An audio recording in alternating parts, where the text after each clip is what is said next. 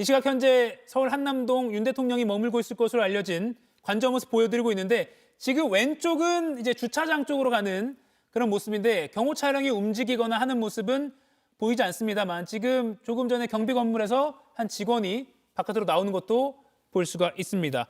저희가 이렇게 한남동 관저에 주목할 수밖에 없는 이유가 박병영 기자, 관저를 언제까지 비워야 한다 이런 규정은 따로 없는 것이죠? 예, 관저를 언제 비워야 한다는 규정은 따로 정해진 게 없습니다. 참고할 수 있는 게 이제 2017년 때 박근혜 전 대통령 사례인데 그때는 3월 10일 날 탄핵 선고가 이루어졌는데 박 전 대통령은 이틀 후에 청와대를 나와서 당시 삼성동 사저로 이동을 했습니다. 예, 그러니까 지금 박근혜 전 대통령 탄핵 당시 탄핵 이후의 상황 저희가 이해를 돕게 보여드리고 있습니다. 맞습니다. 저때 이틀이 걸린 이유가 당시 사저 그 문제가 있었고 또 이제 경호 문제가 있었기 때문에 이틀의 시간이 소요가 됐습니다.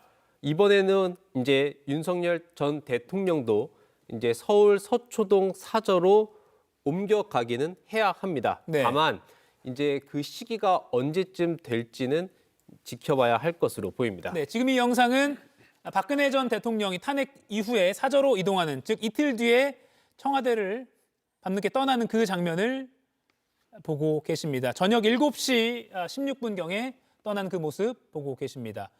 그러니까 지금 전례라는 게 이제 박근혜 전 대통령 상황밖에 없기 때문에 그에 비춰서 저희가 추론해볼 수밖에 없습니다. 지금 이 시각 한남동 관저 모습 계속 보여드리고 있습니다. 왼쪽 화면이 경비동 주차장 쪽에 있는 경비동 관련 건물로 보이고요. 오른쪽은 윤 대통령이 머물고 있는 그 본 건물을 저희가 비춰드리고 있는데 아직 저희가 겉에서 보기에는 특별한 동향 또 경호 차량이 분주하게 이동한다거나 이런 것은 보이지 않습니다. 자, 그러면 윤석열 이제 전 대통령입니다. 예우가 어떻게 되느냐도 궁금한데 경호는 제가 알기로는 최대 10년까지, 원래 5년까지는 되는 것이고 경호처장의 판단에 따라서 5년 더 연장해서 10년까지 가능하다라고 알고 있는데 다른 연금이나 이런 건 어떻게 되는 겁니까? 그러니까 결론부터 말하면 말씀하신 대로 경호와 경비를 제외하고는 전직 대통령으로서 누릴 수 있는 것은 전부 다 누리지 못한다고 생각을 하시면 됩니다. 예. 이 경호와 경비 문제 또한 그 당사자를 지키는 것보다는 이제 국가 최고 지도자로서 알고 있었던 이제 국가 기밀 예. 그런 것들을 보호하는 차원에서 경호와 경비 이것도 최대 10년 동안 이제 그 이루어지게 되는데 네.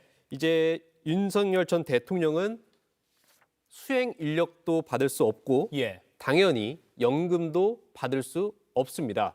또 이제 혹시 사후에 이제 현충원 이제 국립묘지에 안장될 수도 없습니다. 네, 지금 밑에 빨간 글씨 저희가 박탈이라고 했는데요. 이 예우 4가지 중에서 경호를 제외한 나머지 연금이나 또 비서관, 또 서거시, 이제 국립묘지 안장 이런 3가지의 예우는 다 박탈당하게 된다라고 정리를 해볼 수 있을 것 같습니다.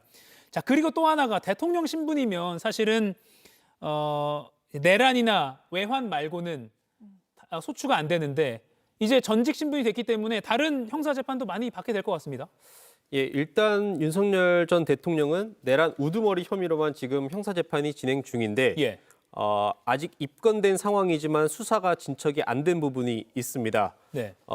공수처의 체포영장 집행 때 그것을 막아섰다는 혐의, 그러니까 특수공무집행 방해 혐의로 지금 경찰에 입건돼 있는 상태입니다. 네. 이 부분도 이제 추가 수사가 이루어질 것으로 보이고 검찰도 지금 검찰 특별수사본부 체제를 해체하지 않고 그대로 유지 중입니다. 네. 그 이유 또한 이제 전임 대통령이 됐을 시 수사하지 못했던 부분의 수사를 준비한 것으로도 해석을 할 수가 있습니다. 네. 현재 검찰에서는 이제 직권남용 혐의 등이 남아 있고 또 이거는 별개의 사건이지만 이 명태균 씨 공천계 의혹 사건에서도 윤석열 전 대통령이 정치자금법 위반 등 혐의로 피고발된 상태이기 때문에 이제는 자연인 신분으로서 이제 앞으로 향후 검찰과 경찰 수사를 받아야 되는 상황이 올 수도 있습니다. 예, 검찰 출신 이고은 변호사님, 네. 아마 검찰도 이제 파면이 됐기 때문에 속도를 낼 가능성이 커 보입니다.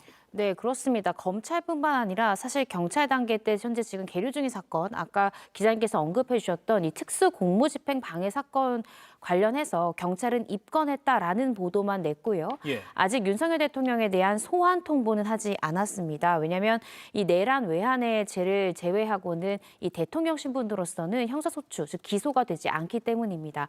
그런데 오늘 이제 파면 결정이 나옴으로써 저는 가장 경찰이 좀 발빠르게 움직일 가능성이 높지 않을까라는 생각이 드는데요. 그간 경찰은 이 윤석열 대통령 사건, 이 관련 사건에 대해서 굉장히 신속하게 수사를 하는 그런 모양새를 보였습니다. 따라서 이 특수 공무집행 방해 사건으로 아마 이번 달 중에 이 피의자로서 입건됐기 때문에 소환 통보가 될 가능성 높을 것 같고요.